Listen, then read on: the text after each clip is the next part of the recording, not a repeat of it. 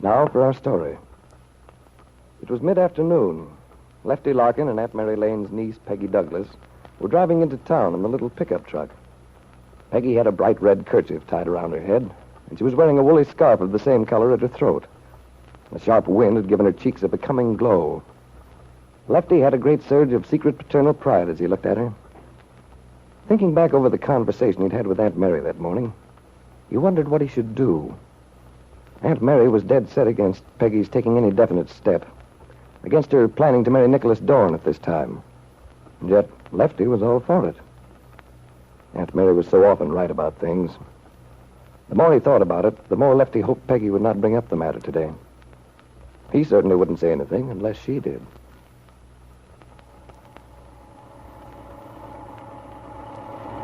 That motor certainly works a lot better since I adjusted the carburetor. Oh, I thought I noticed something different. It's been sort of wheezy lately, hasn't it? Wheezy is right. I don't know of anything in the world that's as much satisfaction as tinkering with an engine and getting it to work properly. Makes you feel good all over. I guess it must be something like the way I feel when I'm making a dress and I finally figure out the pattern. Wouldn't be surprised. Lefty. Yes, honey? I did stop in to see Aunt Mary last night, as you suggested. Yes, I know. She mentioned it this morning. Oh. Then I guess she told you how she feels about it. We did have quite a little talk. Did Aunt Mary convince you? Make you see it her way? Well, I wouldn't say that exactly. Lefty, you don't think I'm wrong, do you? You think it's a good idea for me to plan a life with Nicholas, don't you? Well, Peggy, it's not as simple as that. I mean, there's so many angles to the thing. Go on, Lefty. Well, what I'm getting at is... Gosh, Peggy, dear, I don't know what to say. But why don't you? Last night when I talked to you... The thing is, I know how Aunt Mary feels, and she's a very smart woman, you know. I'm beginning to wonder if I could be wrong. Well, anybody could. But I'm asking you what you think. Just you yourself, regardless of anybody else. I want to know. Well, Peggy, I can't lie to you. I have to tell you the truth. According to my lights, I think it's a good idea. It's all right.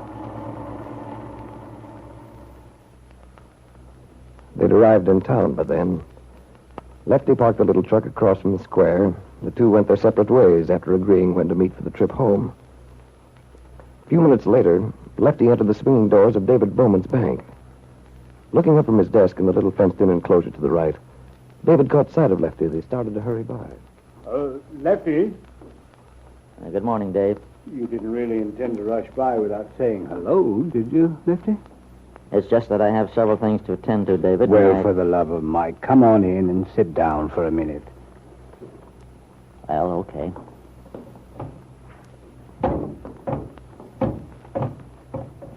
Lefty, I want to tell you I'm awfully sorry about the other night. I've been hoping to see you so we could straighten it out.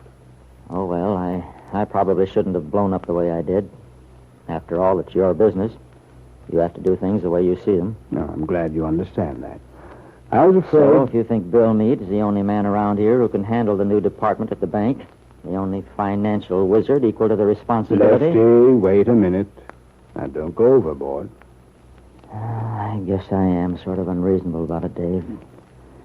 But look at it from my standpoint. That's just what I want to do. I've always felt I could talk to you in a way I couldn't talk to anyone else. On account of your being the only one who knows that Peggy's really my daughter. Of course you can talk to me, Lefty. I want you to. Well, holy smoke, then you ought to know how I feel. You know how Ben Calvert and that whole crew has behaved. Lord knows you ought to have some personal feeling yourself after the way Ben treated your own sister, the way his daughter Kit has acted toward you. Well, that's all true, Lefty. But for one thing, it doesn't necessarily have anything to do with Bill Meade. Nothing to do with him. He married into the family, didn't he? He's smart enough. He must have known what he was doing. Look, Lefty, let's not get into a lather all over again. We're good friends. There's no point in our getting sore with each other. Okay. But just the mention of that guy's name is enough to make me see red. I guess it's kind of silly at that. He's certainly not going to get into my hair anymore, now that I know how Peggy feels about him. Hmm? How does Peggy feel about him, Lefty? She doesn't even know he's around, that's all. He's finished, washed up completely as far as Peggy's concerned. Sure of that, Lefty? Of course I'm sure. I ought to be.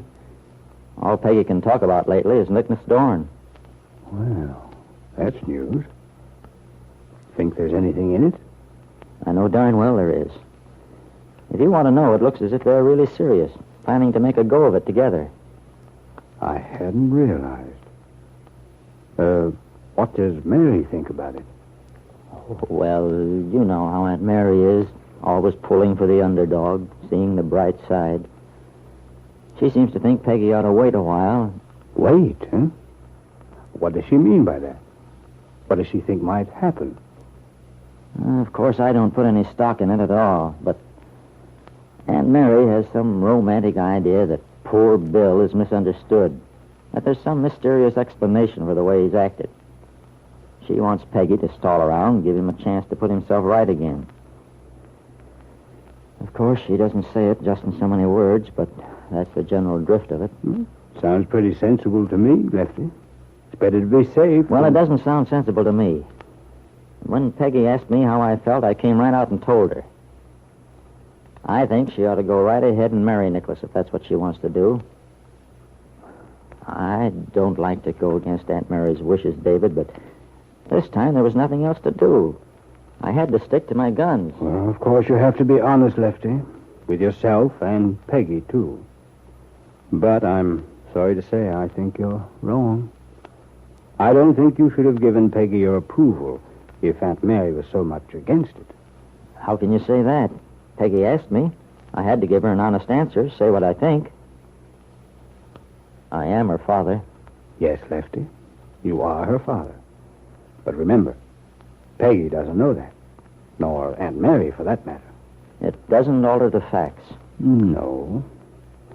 Except in the sense that you're assuming a right of parenthood which you've always left up to Aunt Mary. Be different if you'd ever told Peggy. Then, if you and Aunt Mary disagreed, Peggy's loyalties wouldn't be so confused in her own mind. But you know why I've never told Peggy, David. When she was a kid, it was too hard. I couldn't have made her understand about her mother. And then as she got older, I hated to disillusion her. Not only about her mother, but about me, too. How do I know she'd want me for a father? Of course she'd want you for a father. You know very well how fond Peggy is of you, how she depends on you. Yes, I know, but... Well, that's why... I think you should have told Peggy the truth long ago. I still say, as I have before, that the longer you wait, the more difficult it's going to be for you, and the more of a shock it'll be to the girl. Well, that does it. It looks as if I can't do anything right. Whatever I do, I'm wrong. You and Aunt Mary are all steamed up about Bill Meade's sterling qualities, and I think he's a heel. Both of you think Peggy should wait around for him to make up his mind which side of the fence he's on, and I think she ought to marry Nicholas. I'm sorry if I upset you. And on top of everything else, when I dare give my own daughter an honest opinion, you tell me I have no right to open my mouth.